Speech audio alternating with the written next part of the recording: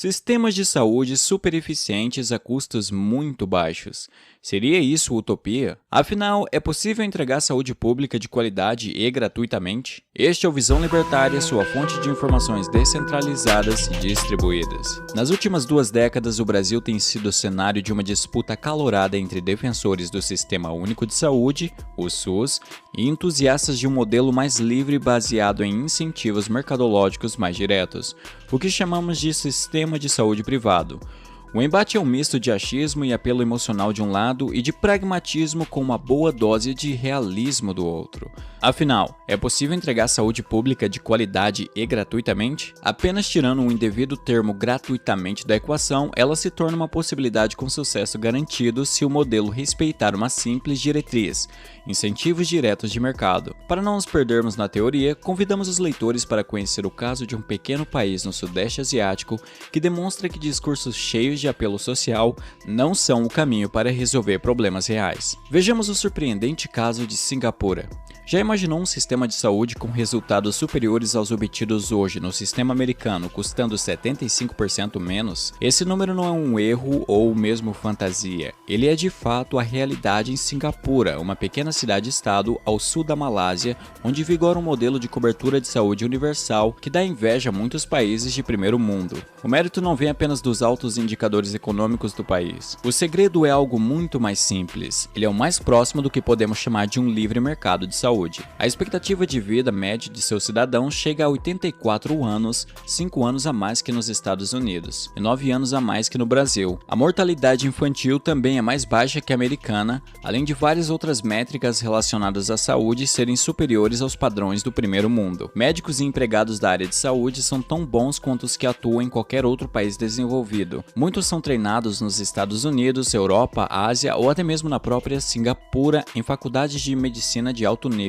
O país sempre está em busca dos melhores profissionais e tecnologias de ponta ao redor do mundo. Exatamente. As clínicas e hospitais de Singapura não hesitam em adquirir os últimos e mais avançados equipamentos hospitalares. Apesar disso, os preços de procedimentos médicos na ilha são muito curiosos, para dizer o mínimo. Neste artigo, usaremos como base médias de preços praticados nos Estados Unidos, já que a qualidade dos serviços tem um nível qualitativo similar. Vejamos, uma cirurgia de ponte de safena que nos Estados Unidos custa $130 mil, em Singapura sai por meros $18 mil. Uma substituição de quadril onde a parte superior do fêmur é trocada por uma estrutura de titânio num encaixe de cerâmica, como a que o tenista brasileiro Gustavo Kuerten precisou realizar, custa em média 72% menos em Singapura. Já uma cirurgia de substituição de válvula do coração sai por 92% do valor praticado em solo americano. Medicamentos geralmente custam uma fração do preço de outros países. Seguros de saúde são extremamente baratos e acessíveis, cerca de $50 para quem tem menos de 20 anos e pouco mais de $1.000 para aqueles acima dos 80 anos de idade. O valor é cobrado anualmente. Além disso, os valores pagos pelos segurados sempre se baseiam nos hábitos individuais destes. Ou seja, se alguém tem um estilo de vida pouco saudável ou tem problemas de saúde como obesidade, alcoolismo, entre outros, as tarifas mudam de acordo com os riscos que o paciente corre. Ao contrário dos Estados Unidos, cada um paga pela sua própria apólice de seguro de saúde. Ou seja, existe portabilidade e o segurado é o responsável pelo seu próprio plano. Desta forma, Singapura mantém um robusto mercado de seguros individuais. Com todos esses dados, alguém pode pensar: por acaso os profissionais de saúde ganham menos para atingir esse resultado nos preços? A resposta é um estrondoso não. O salário dos médicos especialistas e empregados da área, mesmo após a dedução de imposto de renda, que vale ressaltar em Singapura é uma fração do que se paga nos Estados Unidos, é semelhante ao da América do Norte. Além disso, médicos do país não se veem atormentados com custos de processos por negligência médica, nem perdem tempo e dinheiro com burocracia na forma de infinitos formulários de seguros, como é de praxe nos consultórios norte-americanos. Durante todas as corridas eleitorais, os candidatos de qualquer ideologia política sempre tentam apontar que a solução consiste em o governo fazer X ou Y, investir numa regulação mais eficiente, fiscalizar mais, cobrar mais impostos, entre outras mil soluções nababescas. Segundo esta mentalidade, seria apenas necessário que essas ideias entrassem em vigor que o problema da saúde pública seria resolvido. Infelizmente, as soluções apresentadas sempre giram em torno de um sistema misto, público-privado, como o americano versus o sistema europeu, que é bem parecido com o SUS brasileiro, onde o paciente paga indefinidamente através de impostos para um único ente, neste caso o governo central, que então decide como aplicar esse montante sem considerar as particularidades individuais daquele que de fato demanda o serviço. Nenhum dos dois modelos mencionados há pouco se parecem com o que é feito em Singapura. O PhD em economia Sean Masaki Flynn, em seu extraordinário e igualmente ignorado livro The Cure That Works, ou em português A Cura que Funciona, demonstra de forma simples e direta como um sistema de saúde pode ser realmente barato, de alta qualidade e de fácil acesso a todos. A conclusão é uma só: o capitalismo de livre mercado, com uma rede de seguros funcionando sem amarras burocráticas governamentais, simplesmente funciona. Esse é o caso de Singapura, que possui o sistema de saúde mais livre do mundo. Nos Estados Unidos existe um sistema de financiamento indireto no formato onde empresas que fornecem serviços de saúde ficam de um lado e pacientes intermediados por seguradoras e o governo do outro. O resultado é o que se imagina quando o cliente não é totalmente responsável pelas decisões tomadas usando seu dinheiro. Os hospitais, por exemplo, sabem que sua receita depende muito mais da forma como negociam com as seguradoras do que com a real satisfação dos pacientes. Isso leva à estranha situação em que os preços dos serviços prestados quase nunca são divulgados. A dinâmica é diferente em Singapura, nela não existem intermediários entre o ofertante do serviço e o recipiente deste. O paciente é quem define pelo que quer pagar, assim como em qualquer outra interação do mercado. Essencialmente, todo trabalhador tem uma pequena parte do seu salário direcionada para um fundo de saúde. Apesar de o desconto ser obrigatório de acordo com a lei local, o Estado não é totalmente responsável por gerir os ativos deste. A partir deste fundo, o trabalhador transfere o valor para que a seguradora cubra desde exames e procedimentos médicos mais rotineiros até tratamentos inesperados que são geralmente mais caros. O que não é gasto segue no fundo, rendendo para o futuro. Dado que a maioria da população não sofre de condições crônicas sérias, o valor do fundo tende a aumentar com o passar dos anos e, de acordo com as últimas estimativas, ele já é equivalente a 4 anos e meio da despesa total anual do país na área de saúde. Isto significa que essa poupança usada para os gastos com saúde tem um superávit invejável de mais de 4 vezes o custo anual disponível. Outro fator crucial no sistema é a transparência exigida nos preços, o que vale para todos os envolvidos no mercado de saúde, farmácias, etc. Logo, não há cobranças escusas embutidas nas faturas. A clareza na conta faz com que o consumidor sempre saiba exatamente pelo que está sendo cobrado. Hospitais e clínicas realmente competem pelos clientes e, sendo assim, precisam prover um bom serviço a um preço baixo. Existe um sistema de padrões de serviço com categorias de A a C. Se o cliente optar por um hospital de luxo, pagará um extra por isso. Se ele optar por um atendimento sem prezar tanto pelo estilo e refinamento das instalações, há locais com mais leitos, alguns que até lembram bastante hospitais de campanha. Entretanto, o cuidado em ambas as opções, seja na mais cara ou na mais barata, é o mesmo.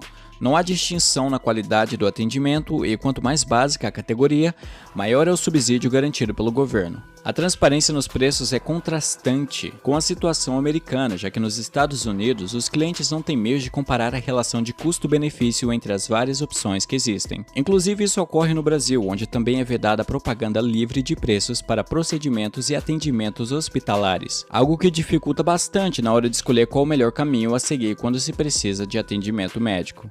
Apesar de o governo de Singapura subsidiar tratamentos para aqueles que não têm condições de pagar ou quando esses sofrem um acidente inesperado com o qual não podem arcar, a competição gerada pelo livre mercado de saúde mantém um orçamento para a cobertura dele bem abaixo do esperado. O ambiente de alta competitividade do sistema da ilha corta muitos custos administrativos. Na terra do tio Sam, muitas clínicas pequenas, além do médico especialista, têm a necessidade de um funcionário para recepcionar e cuidar das rotinas do escritório, além de pelo menos mais 2 funcionários adicionais somente para lidar com toda a papelada gerada pela extensa burocracia do sistema misto de seguradoras público-privadas, que na prática é controlado pelo governo federal, seja por meio de regulações ou através dos programas de atendimento de saúde, como Medicaid ou Medicare. Na outra ponta também surge a necessidade de pelo menos mais 2 pessoas para dar conta de todo o processo iniciado na clínica, totalizando a mão de obra de 5 pessoas diferentes para um simples especialista numa clínica pequena. Não bastassem os entraves burocráticos, as companhias de seguro lucram em cima do volume de requisições, não no tipo de serviço. Não é nada absurdo entender por que os preços de qualquer tratamento médico nos Estados Unidos é tão alto. Os incentivos de mercado praticamente se perdem em meio a tanta ineficiência. Singapura também está na vanguarda da aprovação para a comercialização de medicamentos ao grande público. Qualquer medicamento ou aparelho geralmente é liberado no país caso já tenha sido aprovado por qualquer uma das várias agências reguladoras estrangeiras, como a FDA americana e a Agência Europeia de Medicamentos. Ao contrário do demorado processo de validação da FDA, uma espécie de Anvisa americana, as leis do país asiático só requerem que, para ser comercializada, uma droga nova apenas precise ter o status de segura para o uso, não sendo necessária nem que esta comprove sua eficácia. A lógica por trás dessa abordagem é bem simples. O medicamento que não demonstrar eficácia no mercado, conforme anunciado, sofrerá um boicote natural pelo próprio mercado. Algo semelhante também era padrão nos Estados Unidos até a década de 60, quando os protocolos internos na FDA foram mudados drasticamente e muitos deles, de forma propositada, acabaram por servir de proteção para grandes empresas da indústria farmacêutica americana. Com um modelo muito mais simples e enxuto, Singapura consegue evitar a demora na aprovação de remédios com alta demanda, bem como manter o preço deles bem abaixo da média dos países que possuem um aparato regulatório pesado e demorado que, em vez de proteger o consumidor, como clamam os reguladores estatais, causam falta de oferta ou, mais comumente, a espera angustiante de pacientes por medicamentos que podem literalmente significar a diferença entre a vida e a morte. Em contrapartida, o que dizer sobre os sistemas de outros países como Canadá, França e Reino Unido, o último inclusive tendo servido de molde para o nosso Sistema Único de Saúde? Segundo os especialistas em políticas públicas, esses são modelos que provêm cobertura de saúde universal e gratuita e deveriam servir de exemplo para qualquer país enfrentar os desafios dessa área. Entretanto, voltando à obra do autor mencionado anteriormente, vemos como esses sistemas conseguem sobreviver com um ar de aparente eficiência pelo racionamento de serviços. Isso mesmo, assim como tudo que viola a lei da escassez, o resultado é uma oferta inferior à demanda. Essa escassez é sentida naquilo que todo brasileiro que já dependeu de serviços públicos com uma certa frequência experimentou: filas e mais filas. Mesmo nos países de primeiro mundo, pacientes são obrigados a esperar meses por um atendimento que, dependendo da idade e estado de saúde dele, pode jamais acontecer. Após todos esses fatos demonstrados, um questionamento pode surgir na cabeça de muitos. Singapura é uma cidade-estado menor que a capital de São Paulo, tem uma economia riquíssima, o PIB per capita é dos mais altos do mundo.